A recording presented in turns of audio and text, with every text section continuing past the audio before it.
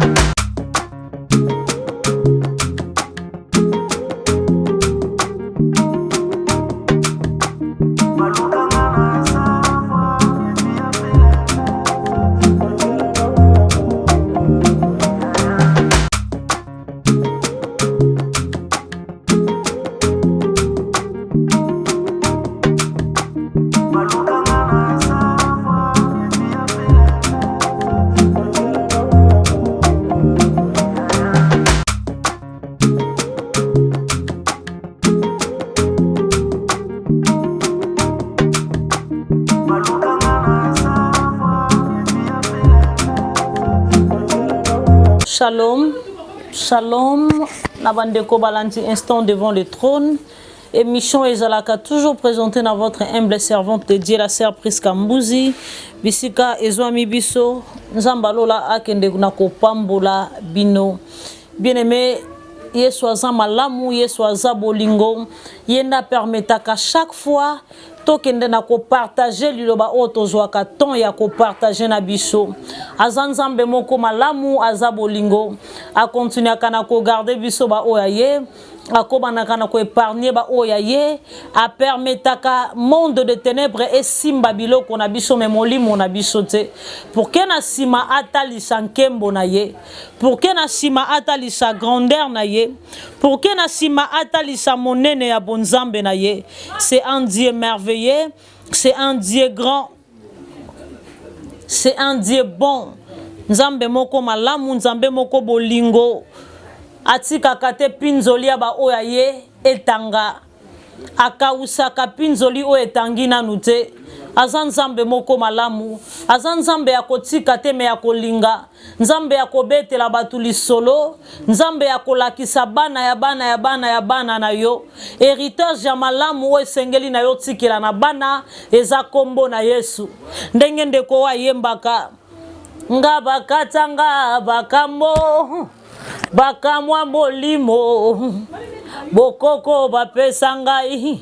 Eza kombo na Yesu ngana vanda kina ngai na yebaki Yesu te alukinga yoyo abenganga mosali ebongo makambo ango ya mabe koma le passé abongo likombo na ngai bakanwa losambo mulelela Kombwa Yesu bika mwaye Osinga loketo nanga mabondelie Yemba nzamba bika mwaye Singa loketo nanga mabondelie Bien-aimé, wana bato bazo konte na bato. Wana bato bazo tia elika na bango na bato. Yolobi Yesu nde subasma na yo. Singaloketo na yo ezala ya molili te mezala kombo na Yesu. Bakamo na yo ezala kombo na Yesu. Singaloketo na ngai ezala ka kombo na Yesu. Autorité morale deza kombo na Yesu. Bomo inangai ezali na kombo na Yesu Nalobi kombo na Yesu, nagangi kombo na Yesu. Bien-aimés dans le Seigneur, nous sommes dans le livre de Job, chapitre 1er. En descendant, je lis au nom de Jésus. La Bible dit, il y avait dans les pays d'Hit un homme qui s'appelait Job. Et cet homme était intègre. Cet homme était intègre et droit. Il craignait Dieu et se détournait du mal. Il lui naquit 7 filles et 3 fils. Il lui naquit 7 fils et 3 filles. Il possédait 7000 brebis, 3000 chameaux, 500 paires de bœufs, 500 ânesses et un très grand nombre de serviteurs. Et cet homme était le plus considérable de tous, le fils de l'Orient. Ses fils allaient les uns chez les autres et donnaient leur tour à un festin, et il invitait leurs 3 sœurs à manger et à boire avec eux. Et quand le jour des festins était passé, Job appelait et sanctifiait ses fils, puis il s'est levé de bon matin, il offrait pour chacun d'eux un holocauste, car Job disait, peut-être mes fils ont-ils péché et ont-ils offensé Dieu dans leur cœur? C'est ainsi que Job avait coutume d'agir. Or, le Fils de Dieu vint un jour.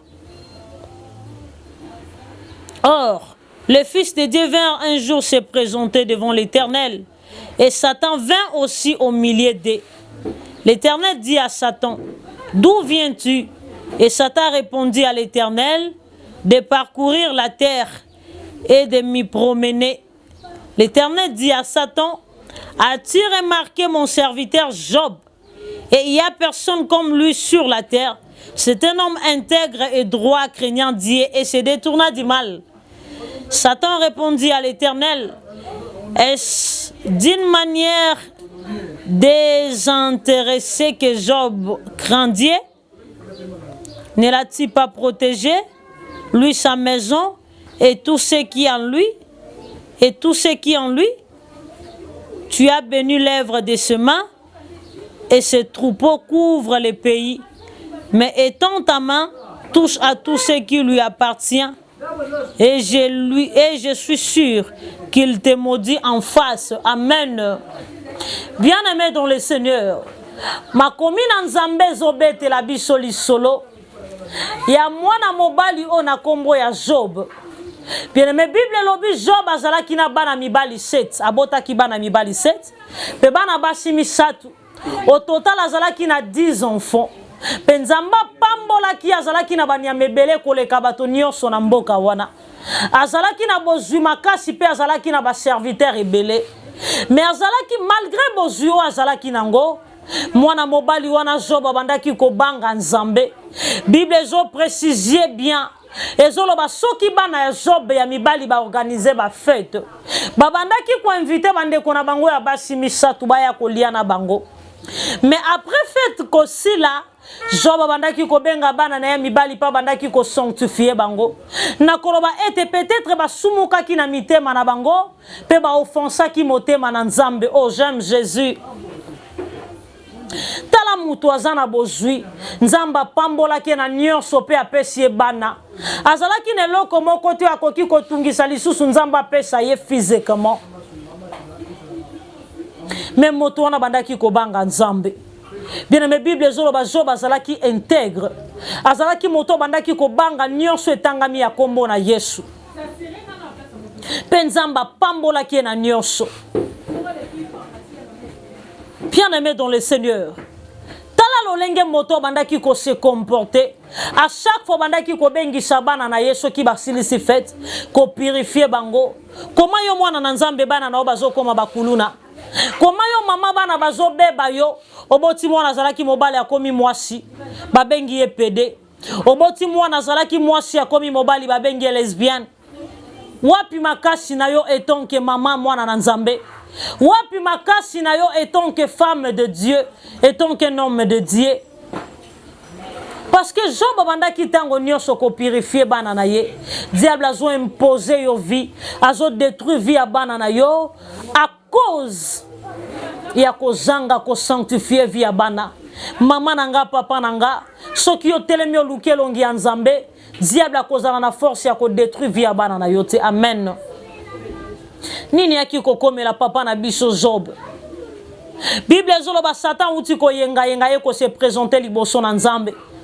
Wana tango mwana na Nzambe se présenter liboso na Nzambe pour te dire esika biso ba wa Nzambe to sanganaka.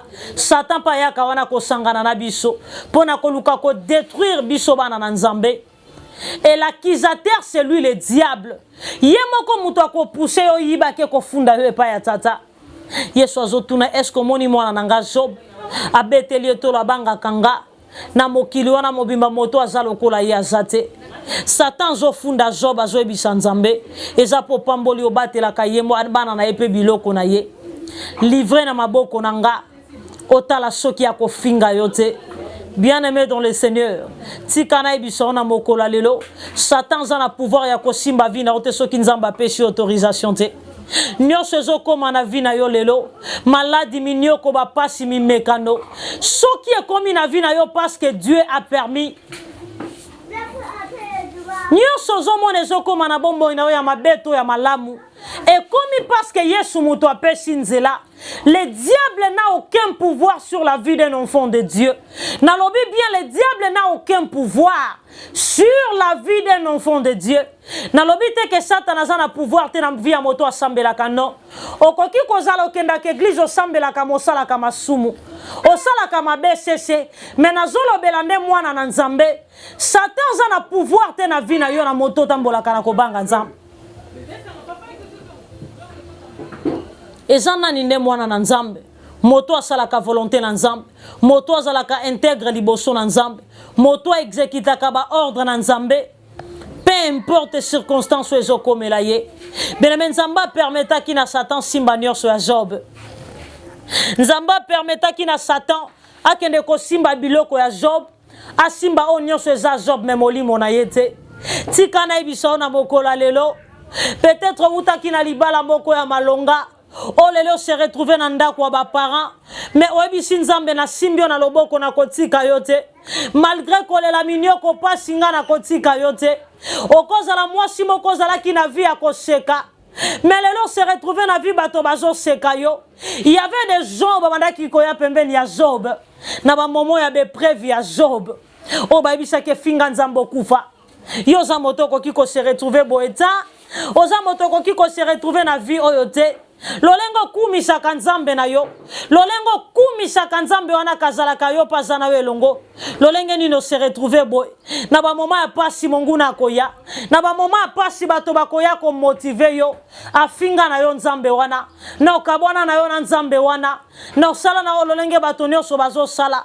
Leka na yo pe na nzela bondumba. Tala yiba na yo. Parce que Nzamba ngwazo sala na yete bando bandaki kolelo zo continuer na vie ya pasi mais loko boko na koyebisa yo kotika Nzambe wana te parce que yende moto a permettre ba simba vie na yo ba simba stabilité na yo ba simba mabota na yo mais ba simba molimo na yo te.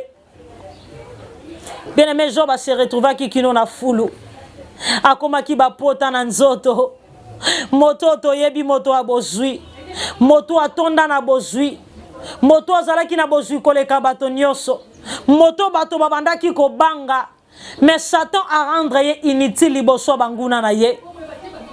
Ce n'était pas le diable, c'était Dieu. Derrière pasi nyonso mona kana vi na yo okokanisa bandoki ndoki ana pouvoir te na vie ya mwana na Nzambe. Bien aimé, laisse-moi te révolter. Vous savez tango diable aye kati nelanga Adam et Ève na kati elanga Eden akoti a vérifier kati na Adam et Ève akuti bilembo na yete a vérifier na banyama nyonso bazalaki kati nelanga Eden akuti bilembo na yete tango alingi abima. Bien aimé dans le Seigneur abwa kamiso kati na serpent akuti rise. Or le diable est risé. Satan a profité kanelembo akutaka kati na moto pour que a détruire ye a profité ki na serpent parce que mona ki connexion a mona ki bilembo na ye kati na serpent. Le diable avait profité des serpents pour que a séduire Adam et Ève. Bien-aimé, diable a profité juste na biloko akutaka kati na yo. Lave kati na yo. Lave mon moto nyonso mabozo kuta kati na yo. Balokuta okomisa vi na yo. Bien-aimé, orgueil koma identité na yo. Et koki ko bebisela opportunité moko un jour. Et koki ko zangi somola mumoko. Et koki ko sala ete na moment bazo luka bato albi ate yete azala orgueil. Et non yaza kempoli yete. Totsa batu mususu. Le diable n'a aucun pouvoir na vie à moi na nzambe. Comme preuve pour Kasimba Job a senga ki permission. Toza nzambe. Dem bien aimé toza la kabatu ya nzambe. Pour que molile simba biso il faut senga autorisation. Laisse-moi te scandaliser. Même papa ou abota yo, même maman ou même yo 9 mois na libumu. Azana pouvoir ya kosala o mabete so ki nzamba pesi autorisation te. Ndengolo bakaza mama wa botinga meminga 9 mois. Aboma kinga te na libumu pona nini? Eko bomanga ndenge na komi na mokili boy. Aboma ki yo te parce qu'aza na pouvoir na vie na yo te parce que nzamba pesa ki autorisation te. Bien-aimé dans le Seigneur, Dieu avait permis la vie à Job. Basimba biloko na ye, basimba bana na ye, bakomati na niveau à perdre bana na ye. Soko tangi ozokita. Bien-aimé ni ne komela ki Job. Le même jour, Paye koze bisa Job tala bilanga la wezala kuna eziki. Job moni bilango zala nango kuna nangambu kuna epeli moto. Job tala banyama none so bazala kuna moto etumbi bango baziki. Job omoni mituka ozala nango ezala kuna enyo so epeli moto eziki. Job omoni ndako tonga kuna ekwei. Job nyonso salama le même jour. Mais faut zala na nzambe pour kota la miso likolo.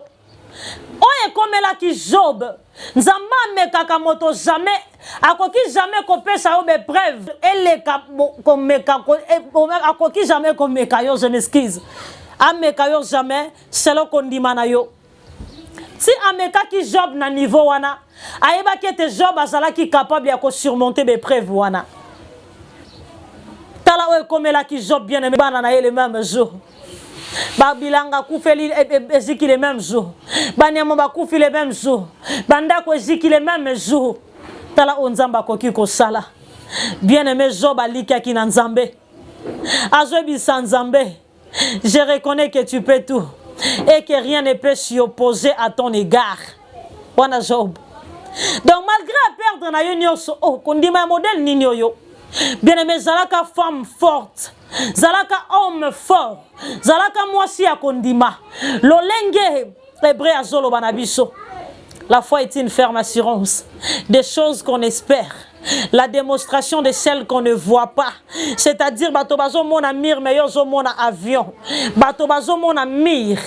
Abonnez-vous massivement sur Basse Média Télévision et découvrez de très bonnes choses dans le Seigneur.